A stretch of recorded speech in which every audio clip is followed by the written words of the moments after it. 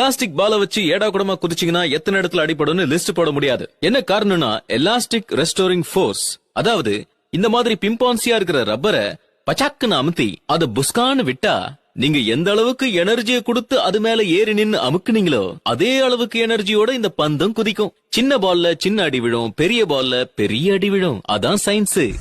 Front ஃபிளிப்க்கு உங்க பக்கத்துல இருக்கிற பால் மேல குதிக்கணும்.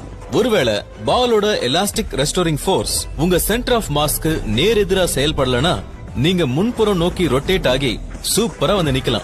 இதே மாதிரி பேக் ஃபிளிப் பண்றதுக்கு நீங்க பாலோட மைய பகுதியில வந்து நிக்கணும். அப்பதான் மேக்ஸிமம் உயரம் எழும்ப முடியும். அதே சமயம் கால்களை உயர்த்தி பின்புறமா மடக்க வேண்டியிருக்கும். அப்பதான் பத்திரமா லேண்டிங் ஆக முடியும். நீங்க எந்த அளவுக்கு ஃபோர்ஸா பால் மேல குதிக்கிறீங்களோ, எந்த அளவுக்கு கால்களை மடக்குறீங்களோ அதே அளவுக்கு ஸ்பீடா